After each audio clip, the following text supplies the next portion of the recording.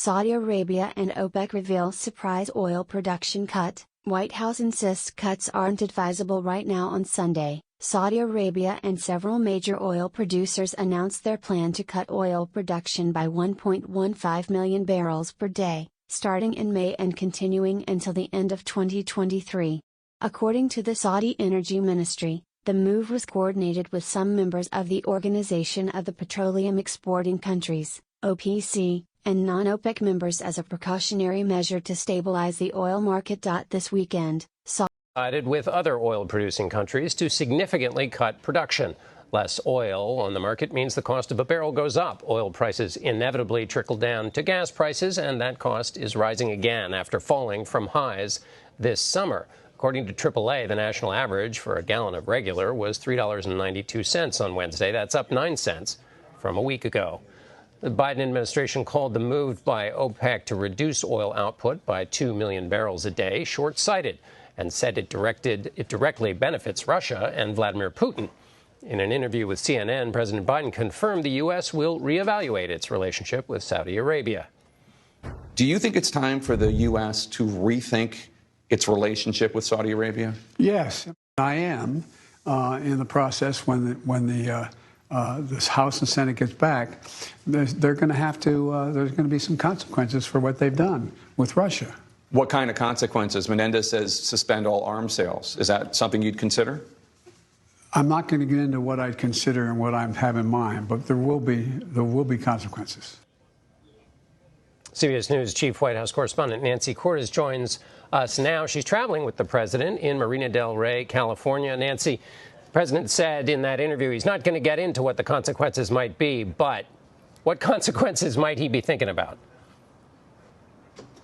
Well, his national security advisor, Jake Sullivan, did say today that they are taking a hard look at the possibility of freezing arms sales, but he said they're looking at all of the options on the table. So he wouldn't tip his hand other than to say that they are indeed considering that option. Other options being floated include pulling all U.S. troops out of Saudi Arabia. That's something that Bernie Sanders suggested, senator from Vermont. Democrats are furious, and they are pushing the president to get more specific, more quickly about what it is he is willing to do.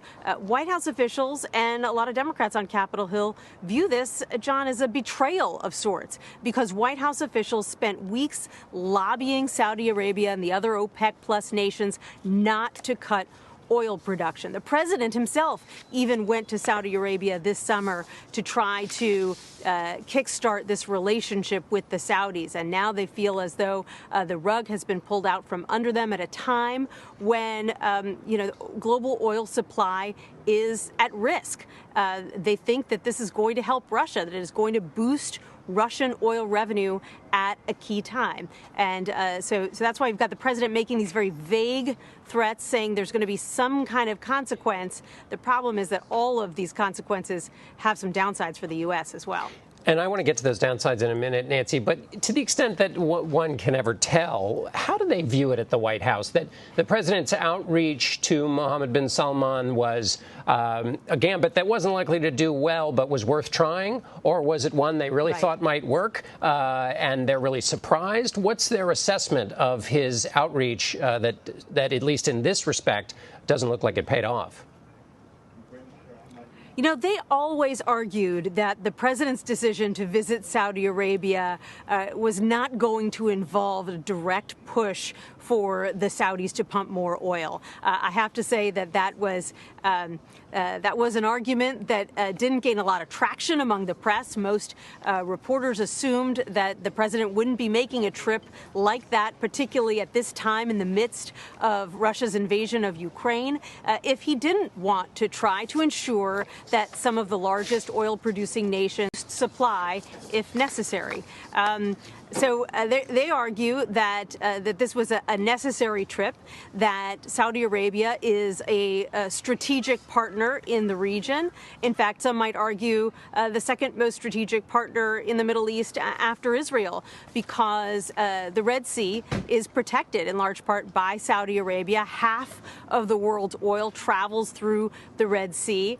And so this is an important geopolitical partner when it comes to countering Iran, when it comes to counterterrorism. Certainly financially, the Iranians have, by some estimates, up to $1 trillion worth of investments in the U.S. And so the White House would argue that it